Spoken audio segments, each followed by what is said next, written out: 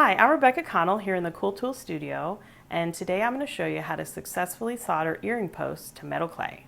To solder posts onto your fired metal clay, you'll need a mallet, a heat-safe surface, a soldering board, solder paste in easy or medium, cross-locking tweezers, a burnisher, pliers, 600 grit sandpaper, a bench block, your metal clay pieces, ear posts with 1.5 millimeter pad, and a torch.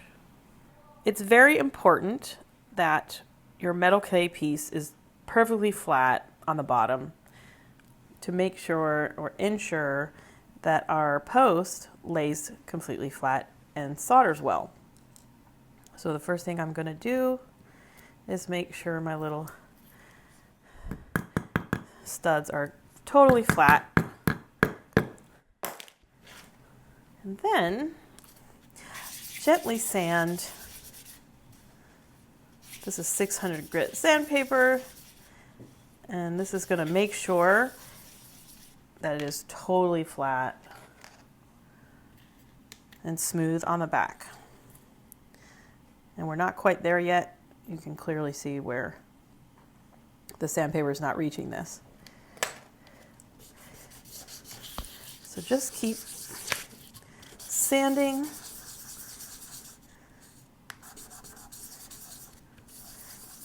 until at least the center part where I'm going to put the post doesn't have any markings.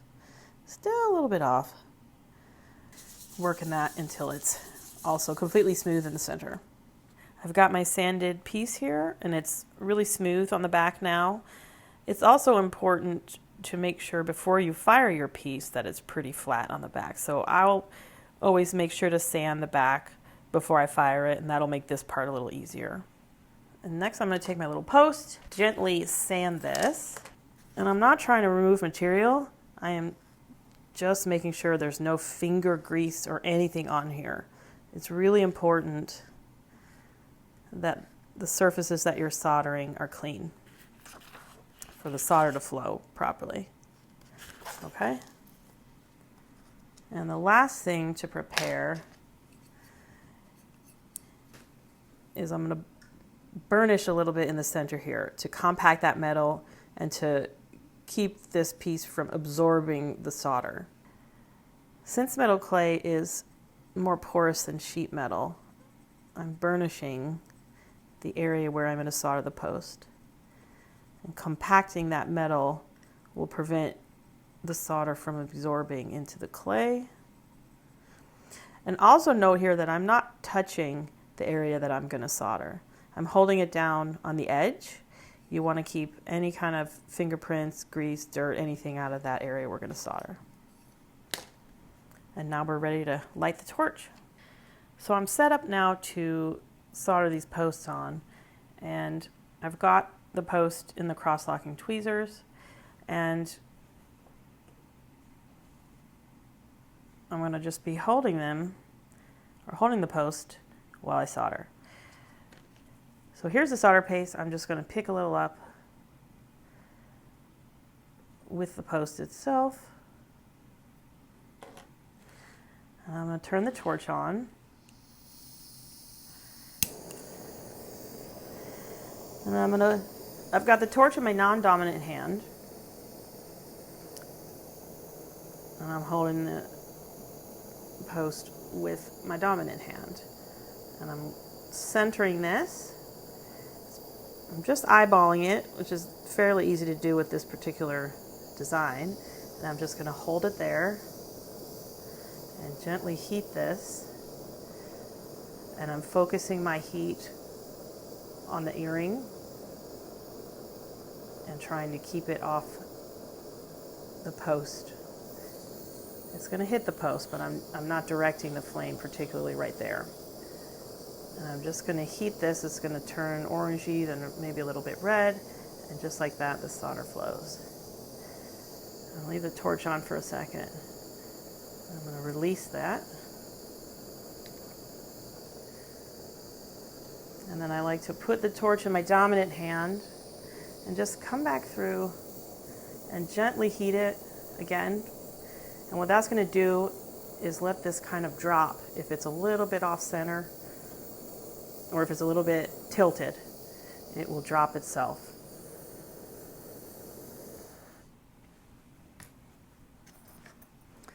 So that's soldered on. I'm going to pick it up and move it to a cool spot on the soldering block, and I'm going to let this naturally cool down. This will harden the post, whereas if I put this right in water to quench it, it will be annealed, and I want that post to be as hard as possible. So these studs have been pickled until all the fire scale and flux has been removed and they're nice and clean. And I need to work harden these posts because they're going to be too soft. And all I'm doing to do that is twisting. And when you twist them a little bit with a pair of pliers, they work harden themselves so that they're not as likely to get bent out of shape. And I'm being careful when I do this not to turn side to side and actually bend the ear wire. I want to keep it straight. And I'm just gripping it pretty tight and twisting.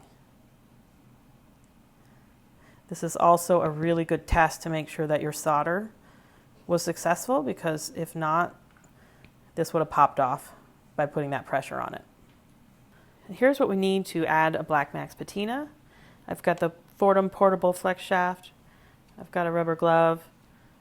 I've got the superfine 3M sanding sponge, plastic tweezers, a Q-tip, distilled water with baking soda, plain distilled water, the Black Max, and a paper towel to work on, and then of course the studs.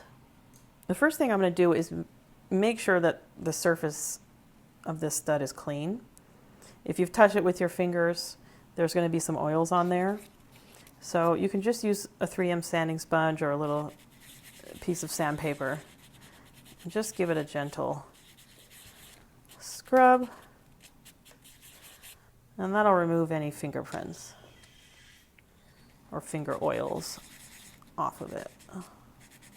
I'm going to take the Q-tip, loosen it up a bit so that it'll absorb a little more water, or a little more Black Max, excuse me. I'm just going to dip that in there. I've got my glove on, I've got safety glasses on, my hair is tied back. I'm going to pick this stud up by the post, and I'm just going to tap, tap, tap.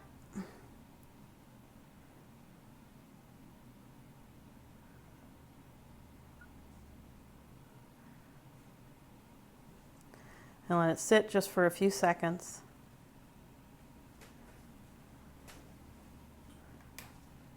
Make sure it's everywhere you want it.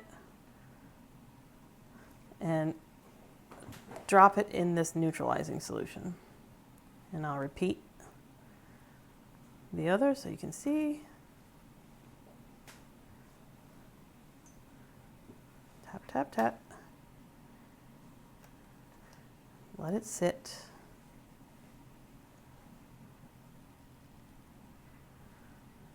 Neutralizing solution. Now it's important that the neutralizing solution and the plain water are distilled water and that they're at room temperature. There needs to be temperature parity between the Black Max and the liquid you are using to neutralize and rinse. Otherwise you can leave a little bit of a white cast, which will mostly not be an issue because it's going to be sanded or polished off. But if you want to achieve a really perfect finish, you really do need this temperature parity.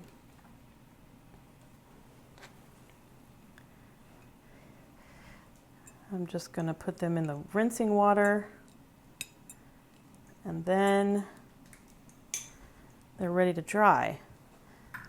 Now with Black Max and a lot of other patinas, it tends to develop over a few days. So I can let these dry and I can do a quick polish, and then I can see what they look like, and I can wear them. But expect over the next day or two after you patina that patina will continue to develop, and you might need to polish them up a little bit again. But after a few days, it settles and it should stay where it is. Last step for these studs is to remove some of this patina and bring out the details in the texture. And I'm just going to use a sanding sponge to do this. And that way I'll preserve the patina in the background and get a really good amount of contrast. And you can really squeeze these into tiny folds to get into those details.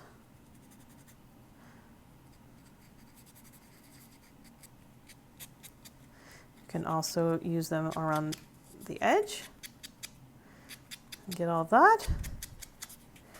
And you can just keep fussing until you're happy with the result.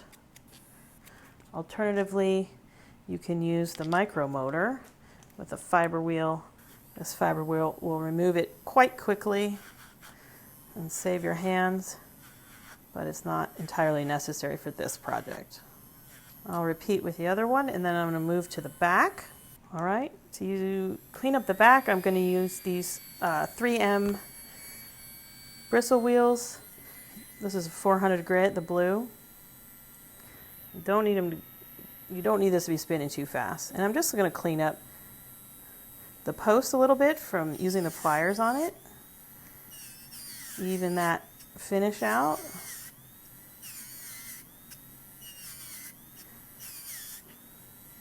And then go along the back. You can see really immediately that gets rid of the white cast. Pick a white. I like to finish going in the same direction. It just looks a little cleaner to have the lines sort of all going the same direction. And I will repeat that with the other stud. And here they are together, complete. I hope you enjoyed this video and that it encourages you to pick up a torch and start soldering.